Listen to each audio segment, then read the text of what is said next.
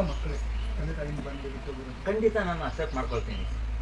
ಯಾಕೆ ತಂದೆ ತಾಯಿನೇ ಬಿಟ್ಟು ಹೋಗ್ತಾರೆ ಅಂತ ಅಂದರೆ ಅವನಿಂದ ಅಲ್ಲಿ ಭಾಳ ತೊಂದರೆ ಆಗ್ತಾ ಇರುತ್ತೆ ಆ ತಂದೆ ತಾಯಿಗೆ, ವಯಸ್ಸಾದವರಿಗೆ. ಅದಕ್ಕೆ ಹೊರಗಡೆ ಇದ್ದಾಗ ನಾನು ತೋರಿಸ್ತೀನಿ, ವಯಸ್ಸಾದ ತಾಯಿಗೆ ಮಗ ಹೊಡೆದಿದ್ದಾನೆ, ಹೊಡಿಬೇಕು ಅಂತ ಅವನ ಮೆಂಟಾಲಿಟಿ, ಮಾನಸಿಕ ಅಸ್ವಸ್ಥ ಇದ್ದಾನೆ ಅಂಥದ್ದನ್ನ ತಗೊಳ್ತೀನಿ. ಆಮೇಲೆ ಕೆಲವರು ನೋಡಿ ಹೇಳ್ತೀನಿ, ಪಾಪಮ್ಮ ಅಂತ ಹೆಸರೇಳಿ ಹೇಳ್ತೀನಿ.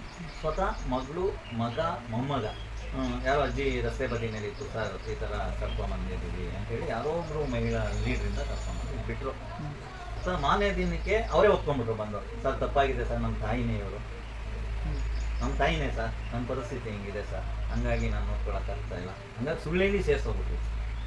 ಪ್ರತಿ ತಿಂಗಳು ಹೌದು ಅವರೇ ತಪ್ಪಿಕೊಂಡು ಪ್ರತಿ ತಿಂಗಳು 4,000 ರೂಪಾಯಿ ದುಡ್ಡು ಕೊಡೋರು ಸರ್. ಅವ್ರು ಸಾಯೋವರೆಗೂ ಇಲ್ಲೇ ಇದ್ರು, 1.25 ವರ್ಷ ಇಲ್ಲೇ ಇದ್ರು ಆ ತಾಯಿ.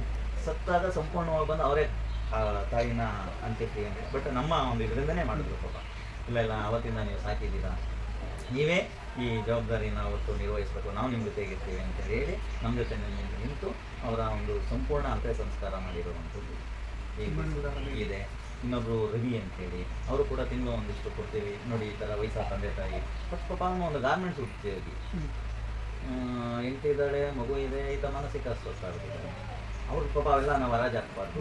ಸೊ ಈಗ ಆ ವಯಸ್ಸಾದ ತಂದೆ ತಾಯಿಗೆ ಈತ ನೋಡ್ಕೊಳ್ಳಿಕ್ಕೆ ಆಗ್ತಾ ಇಲ್ಲ, ಏನು ಮಾಡ್ಬೋದು? ಇಸ್ಕೊಂಡಿದ್ದೀನಿ ಸರ್. ಎಷ್ಟೋ ಜನ ಸುಳ್ಳು ಹೇಳ್ಬಿಟ್ಟಿರ್ತಾರೆ, ಅಂಥವ್ರನ್ನೇ ಸಾಕ್ತೀವಿ ಅಂತೇಳಿ ಹೇಳಿದಾಗ ಈ ಸತ್ಯನೇ ಹೇಳಿಬಿಟ್ಟವ್ರನ್ನೇ ಯಾಕೆ ಸಾಕ್ಬಾರ್ದು ಸರ್? ಸುಳ್ಳು ಹೇಳ್ದವ್ರನ್ನ ನಂಬ್ತೀವಿ, ಸತ್ಯ ಹೇಳ್ದವ್ರನ್ನ ಆಚೆ ಕಳ್ಸೋದು ಎಷ್ಟು ಸರಿ ಇದೆ?